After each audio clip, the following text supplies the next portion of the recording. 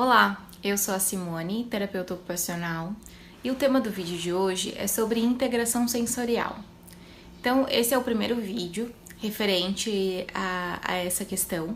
Eu vou falar um pouquinho sobre o que é a terapia de integração sensorial, o conceito de integração sensorial, e mais adiante eu vou estar trazendo outras questões relacionadas à questão da integração sensorial, como por exemplo, como que se dá a maturação cerebral dessas questões sensoriais, dos sentidos, e também o que é algumas disfunções de integração sensorial.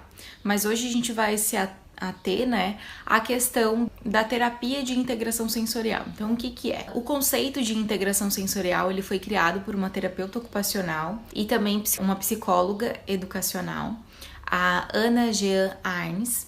Ela iniciou seus estudos na década de 50 com crianças com paralisia cerebral.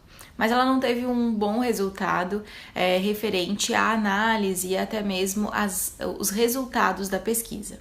Então ela iniciou uma nova pesquisa com crianças com algumas dificuldades educacionais e também de coordenação motora. Hoje a terapia de integração sensorial ela tem demandas, atende diversos tipos de transtornos, mas principalmente crianças com paralisia cerebral, transtorno do espectro autista, síndrome de Down, entre outras síndromes genéticas. Então, a teoria da integração sensorial, ela trata da capacidade neurobiológica que a criança tem em processar e integrar as informações sensoriais do seu meio, do seu contexto, e aí trazer uma resposta adaptativa. Então, integração sensorial é a habilidade que a criança tem de organizar os seus estímulos sensoriais e selecionar as informações que são importantes, que ela deve prestar atenção, ou as informações que ela tem que deixar de lado. Então, esse processo neurobiológico que ela fala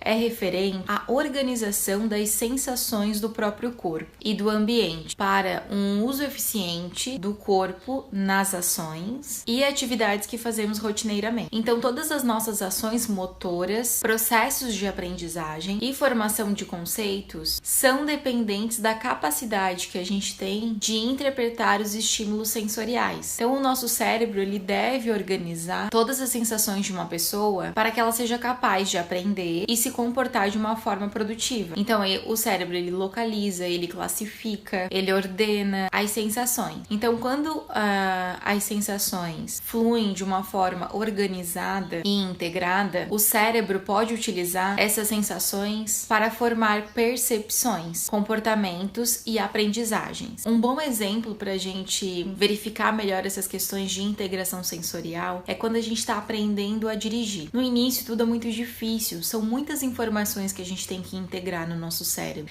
e a gente precisa prestar atenção em muita coisa. E às vezes, alguns estímulos nos atrapalham para compreender melhor ou para ter essa habilidade de dirigir de uma maneira mais funcional no início. Então a gente tem que prestar atenção nas questões do carro, com o trânsito em si, com o outro que às vezes está atravessando a rua e até mesmo poluições sonoras, poluições visuais. É muita coisa que o nosso cérebro precisa organizar e integrar, mas a gente consegue organizar. A gente às vezes diminui o volume do carro, fecha o vidro, para diminuir esses hiperestímulos que acontecem e a gente se concentrar, centrar melhor na atividade de dirigir e aí desempenhar isso de uma maneira mais funcional. Então isso é porque a gente tem uma boa capacidade de organização dos estímulos sensoriais e o nosso cérebro conseguiu desenvolver todos esses aspectos e a gente apresenta uma resposta adaptativa.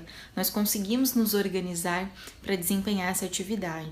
E isso, às vezes, nas crianças com algum transtorno ou com algumas síndromes, elas não apresentam essa capacidade. Então, a gente precisa amadurecer esse cérebro através de algumas atividades de cunho de integração sensorial para integrar todos esses sistemas e assim ela apresente respostas adaptativas para conseguir se organizar e desempenhar as atividades que a gente tanto almeja.